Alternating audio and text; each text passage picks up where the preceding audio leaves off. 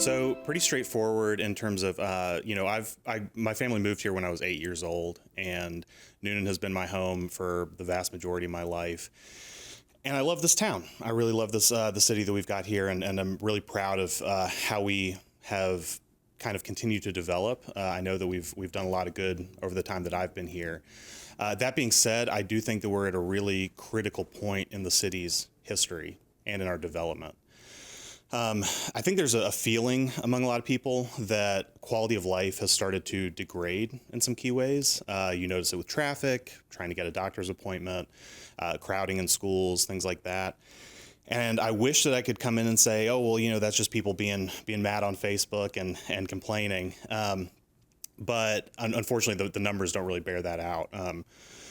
We are actually seeing, if you examine city budgets and if you look at some of those quality of life indicators that are measurable, you actually do see some degradation in terms of our quality of life. We are seeing higher government expenditures because of the way that we've chosen to develop that are on items that are actually not generating more tax revenue. And we're running headlong into a wall of fiscal issues with that. And that's going to bear out in taxation. That's going to bear out in, again, quality of life and degradation of quality of life. And that's something that we've seen again and again.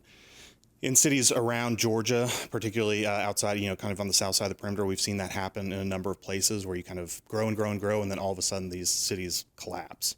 I really don't want to see that for my home and the city that, again, I really love and chose to come back to after school. And I want to make sure that we avoid that trap and continue to grow in a way that improves the quality of life for the people of Newnan.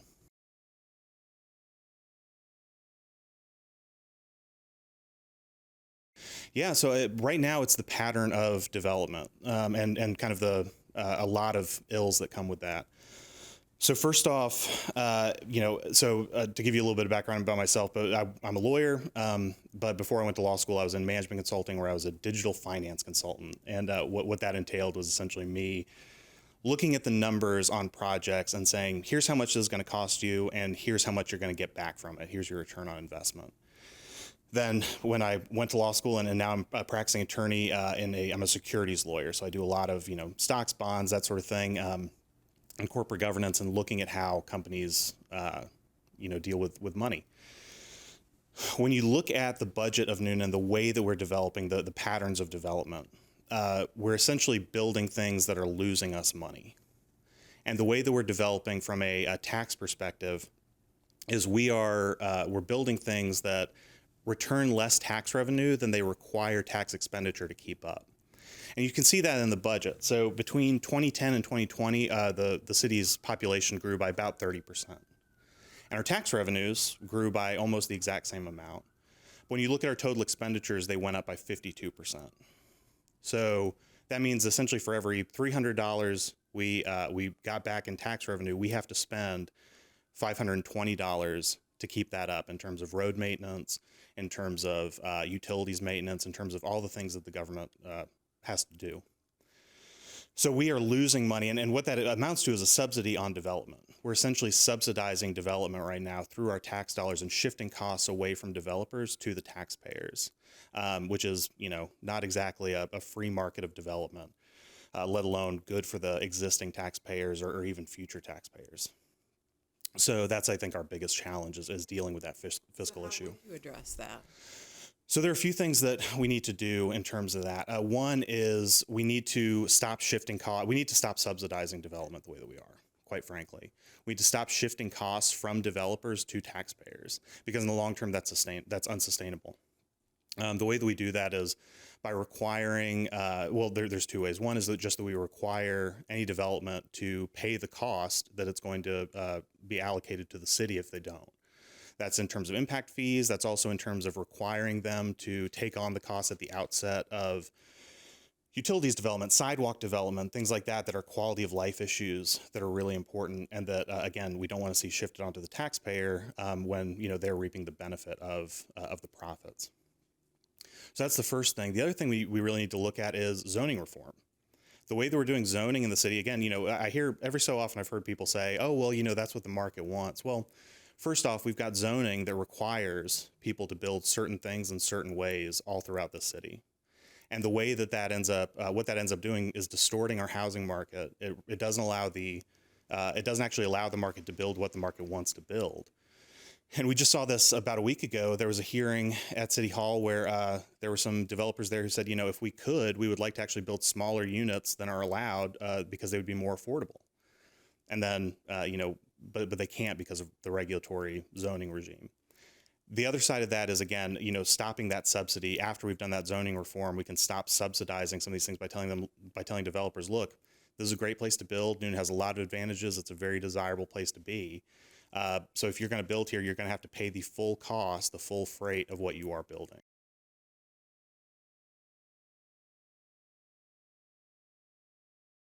Yeah, I mean, the lucky thing, and we are an incredibly fortunate city. We're an incredibly, we're in an incredibly fortunate position, even though we've got these challenges. My mother grew up in Southern Illinois, and when we went back to visit her family and to bury her father and go through all that, all the stories she had told me about growing up there was this amazing place to grow up, full of kids and all these great opportunities that she had. And then you go back and it's a town that's declining and really declined. A lot of boarded up shops, a lot of lack of jobs. We do not have that problem here. And part of that, I have to say, is due to some really good decisions made by our city council in the late 90s and early 2000s to revitalize our downtown, to bring in further development and to bring in some really good jobs. So we have a really strong industrial base. We have lots of good jobs. We do have a really strong core infrastructure. We've got great schools and that I think we're all very proud of. We have the hospital, we have Cargill, we have, Yamaha, we have all of these, again, lots of sources of good jobs that are well paying. And so we really do have a lot of advantages that other cities and towns across the country don't have in tackling these same issues, which are not unique to Newnan, but that we do really need to get a grip on.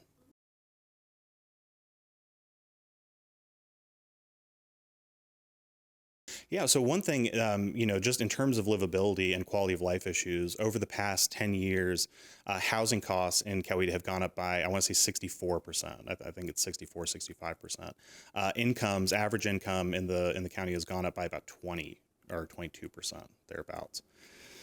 So we are not seeing income keep up with housing costs. And what that drives is turning Newnan into a bedroom community, where you end up having people who are living here but are not working here because they can't actually make the income that it costs to live here. Now, that does require us to build housing and to develop. Part of that is a supply and demand issue. We do need to fill that supply issue. But the way that we do that and the way that we go about that, we can either do it through, building these one-off subdivisions or these giant apartment blocks in the middle of nowhere that then force more cars onto the road and really decrease the quality of life because they don't generate adequate tax revenue to meet the costs that they incur. Or we can develop those in a way that we keep them close to and accessible to the jobs that we have in town, putting them in a place where they're, organizing our infrastructure in such a way that does not throw a ton of cars onto the road, and just making sure that we're building in a way that is planned and smart and has some real benefits and ends up being a value add instead of a value decrease. People don't come to downtown to hang out because it's such a nice place to drive through. It's a nice place to be, to actually live, to walk around. And so I do think that that's a key element, especially when we talk about downtown and infill development and making sure there's more of that. And then also, making sure that we have, where we do have, there's always going to be some need for cars. How do you build your infrastructure in a way that doesn't just clog the arteries of the city, which is what we've done for, again, 10 or 20 years, but in a way that actually moves those people in an effective way between the points where they have to go on a regular basis? So that would include building housing that is closer to and more accessible through non-car means or through kind of shared car means, close to those industrial jobs, close to those industrial centers of Yamaha, Cargill. I go back to those just because I've got a lot of friends who work at those places. But we see a lot of people who are living really far away from those places and having to clog up the arteries of the town to get to where they're going. And we need to stop doing that.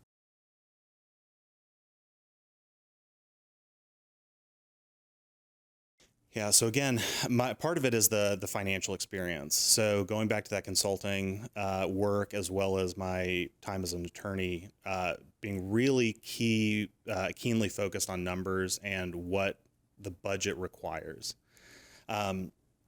So I think that that's something that is a real value add. I mean, we have these big reports generated that it doesn't seem like anybody actually looks at or really dives into in a deep way.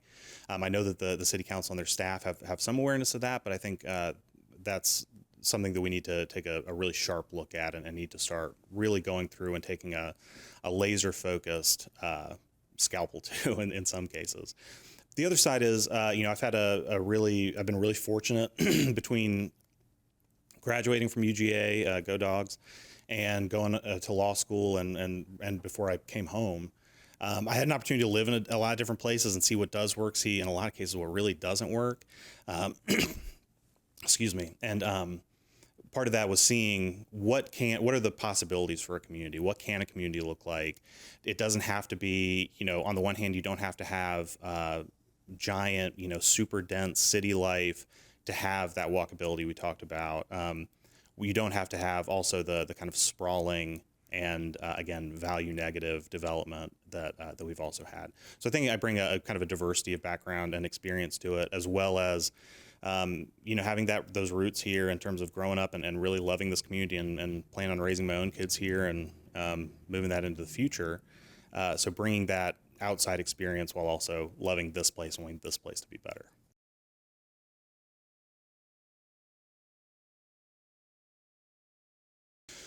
Well, for one thing, I'm very I tend to be very open and collaborative when it comes to working with people and developing initial plans. But once the plan is set, it's going to happen. We're going to drive it forward and we're going to make it happen come hell or high water. So I think that's tended to work in my favor in terms of we end up with a really good plan that has a lot of buy-in from different people, and people have really had been able to have their voices heard. And then once we've got that plan, we're pushing it forward and getting it done. The other thing is I'm great in a crisis when we do have big issues come up. And, again, I'm working as a securities attorney. I'm dealing with really big, complicated deals that are sometimes keep me up for a month at a time with way too little sleep.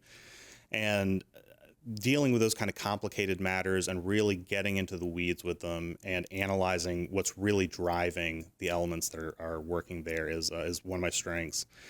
And it's something that I would really love to bring to the council because, we are not dealing with simple problems. We're dealing with stuff that we have to really dig in on and have a smart approach to, that we can really suss out how we maintain what's great about about Newnan, which there's so much that's great about Newnan. How do we maintain that but move forward in a way that is that's even better?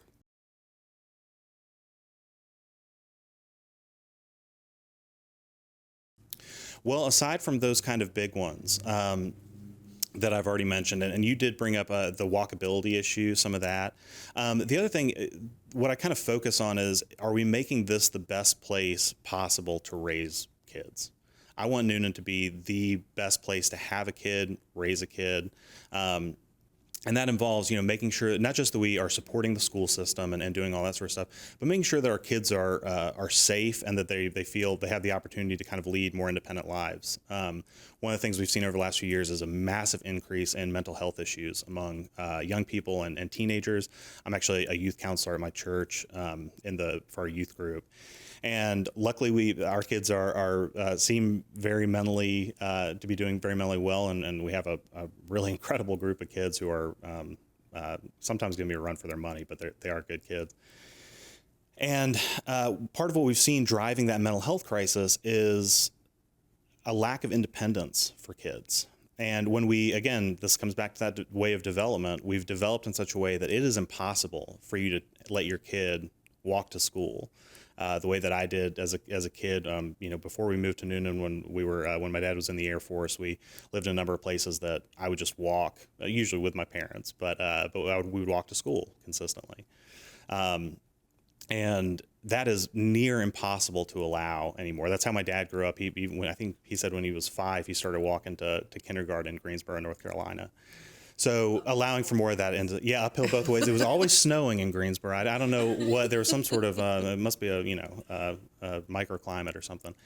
But hearing about how kids used to have that kind of independence and were able to really develop as people and had much lower rates of mental illness. I think most of the research shows that the problem is one of independence, and we are not right now creating a town where our kids can grow up independent. And that's something I really care a lot about, and that's part of what drives this underlying issue.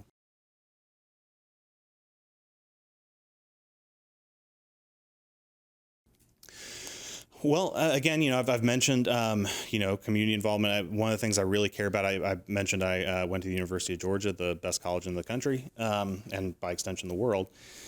But, I really have a passion for history. I am on the board here at the Historical Society, and that's something that again, something that's key to how I approach all this is, I don't want us to be something different. I want Newnan to be what it is and to preserve that history and preserve what makes this the city the place that my family wanted to move.